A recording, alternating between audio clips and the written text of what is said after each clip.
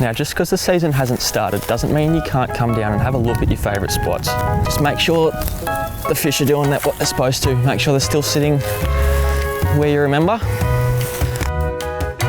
With the river looking good and less than a month to go before the trout season opens, I thought I'd run through some things I do before the season starts in preparation for the October long weekend. Gonna fly away, go a million miles.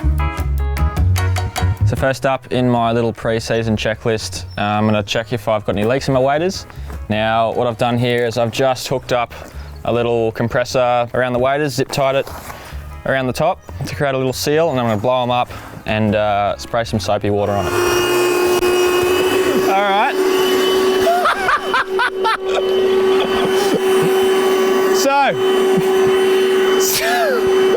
Soapy water. So I'm just going to spray it on here.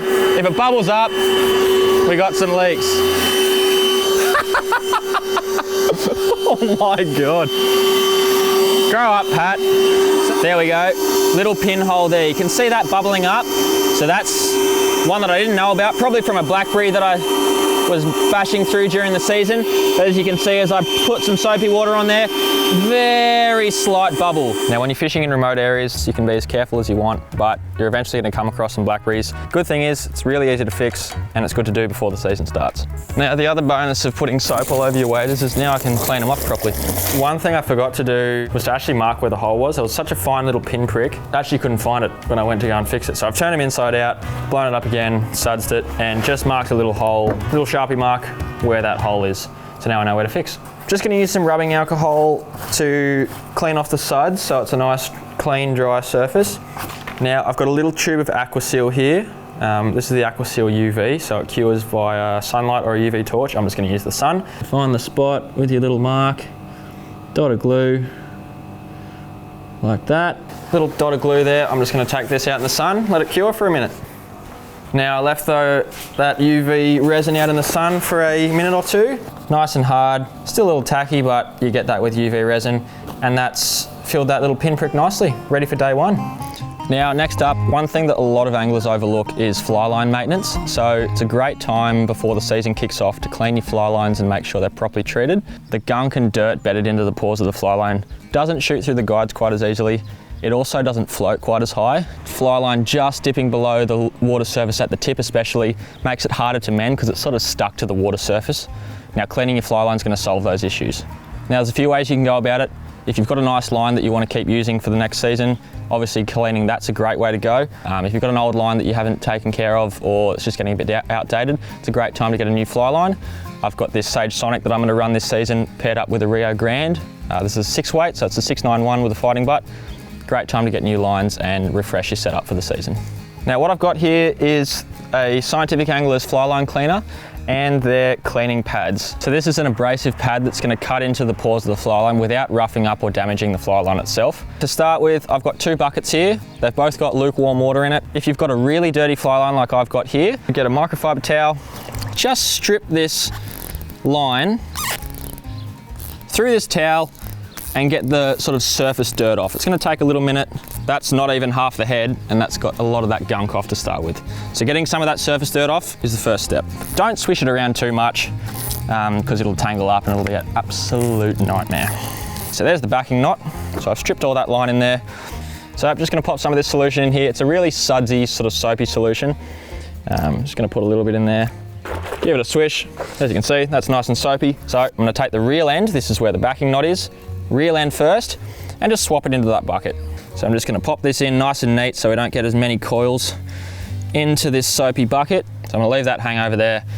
Just going to let that soak for 5 minutes as per the bottle. So let this soak for 5 or 10 minutes. Now before I use the cleaning pads, I'm just going to wipe the residual soap and suds off and put this back into the clean bucket. And you can still see there's a fair bit of dirt coming off that. This is going to be a dream to cast after this. And it feels cleaner. Surprise, surprise. Now I'm going to change this bucket to a clean water and then we're going to use the cleaning pads. The advantage of using the cleaning pads as well, this is an abrasive pad. It's not going to damage the surface of your fly line. They've been designed to just take the dirt from the pores. What you want to basically do is just fold this over the line and run it into clean bucket. And this is just going to take the dirt that's deep in those pores and pull it out. As you can see, after a few runs back and forth with that cleaning pad, those pores are nice and clean and that fly line's got a nice clean coating on it. Using the fly line cleaner, that's going to cast and fish a lot better than it was when it was dirty. Very nice. I'm a little bit scared for this next bit. This is the part where you clean out your fishing bag. Now, 3 months it's been since I've opened this bad boy. You know, at the end of the season, I know I get a bit lazy and just sort of toss things in, and my fly boxes are a mess and there's old wrappers and stuff floating around, so it's a great time to clean things out and start fresh for the season. So, the culprit, see if there's still powder in. Yeah, there's still powder in here, believe it or not. It's not too bad, but there are remnants of an exploded bottle of floatant. Stuff like this, that's exactly what I'm looking for. Old flies, old rigs, empty bottles of floatant. It's a good idea as well while you're doing this to figure out what you're running low on. So empty bottles of floatant are a classic. You know, you start the first day of the season, go to try an indicator on, no floatant. So it's a good time to go through this stuff and top up before the season hits. Making sure your snakebite kits are all up to date if you've used them. Obviously replace all your stuff. I haven't had to use this thankfully, but good time to either add a first aid kit or check you've got all the necessary safety equipment. Having a nice organised fly box is really good on the river. You can see what you've got at a glance and what you need to top up on. So while I'm cleaning my bag out, I like to go through my fly boxes, rearrange everything, and it lets me know what holes I need to fill to go tie some flies. You can see I'm missing quite a few nymphs and things that I'm going to need to tie up or pick up from the shop, and I'm going to go start tying some flies now. Now, early season, I'm going to be fishing a lot of nymphs and streamers, so that's exactly what I'm going to tie. Now, the biggest thing for me with tying nymphs is just having a wide range of sizes and weights. As far as colours and profiles and exact patterns, I keep them fairly similar, repeatable and quick to tie in both a bright fly, sort of a more of an attractor style nymph, and a dull, more natural fly. Having a heavier bead to get down in our high flows, not only in the tumut, but also in the high country, snow runoff, and fish that have just come out of the spawn run and are still a bit fired up. Getting down to them with a bit more weight is the key. So that's the first one. Little size 14 pink tag, 3.5mm bead. Can't go wrong. Next, I'm going to tie a very similar pattern, just a little bit natural, a little bit more natural colours and a little lighter. Step down from a 3.5 to a 3mm bead now. Now you're probably thinking, why am I not going to tie any dry flies?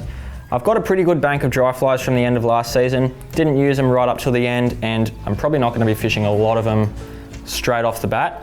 You might do it on the odd occasion if you get a warm day, but patterns that I tie for early season are generally specific for, you know, the first week or two of the season, what I know I'm going to be fishing.